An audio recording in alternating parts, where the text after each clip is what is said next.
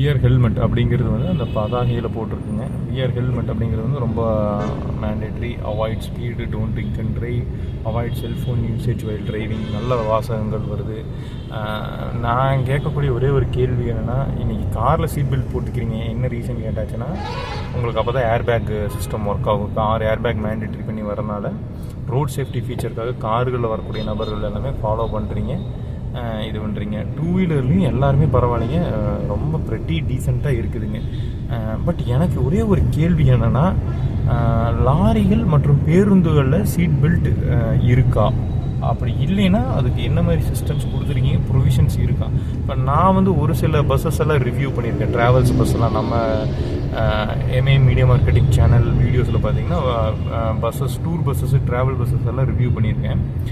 ட்ரக்ஸும் பண்ணியிருக்கேன், ஒரு சில பாரத் பென்ஸ் மாடல் ட்ரக்ஸும் பண்ணியிருக்கேன். சேஃப்டி பெல்ட் பார்த்துருக்கேன். பட் இப்போ நீங்கள் கஸ்டமைஸாக கட்டுறீங்களா, வண்டி கொண்டு போய் பில்ட் பண்ணி கொண்டு வரீங்கல்ல, அந்த வண்டிகளில் சேஃப்டி பெல்ட் இருக்கா, சீட் பெல்ட் இருக்கா, பேருந்து ஓட்டுநர்கள் அது போட்டிருக்காங்களா அப்படிங்கிறது எனக்கு ஒரு கேள்வி ரொம்ப நாளாக. நீங்கள் எதாவது வாட்ச் பண்ணியிருக்கீங்களா? இப்போ வர மாடலில் இருக்குது, பட் இந்த பழைய மாடல் பஸ்ஸிலலாம் என்ன பண்ணியிருக்காங்க, எப்படி பேருந்து ஓட்டுநர்கள் போட்டிருக்காங்களா? ஏன்னா இப்போ சப்போஸ் ஒரு ஹார்ட் பிரேக் அடிக்கல என்ன ஆகும்னா, காருக்கு நம்மளே இல்லை பைக்கில் ஓட்டல என்னன்னா டேங்குக்கு வந்துடுறோம், ஏன்னா ரொம்ப முன்னாடி போகிறோம்.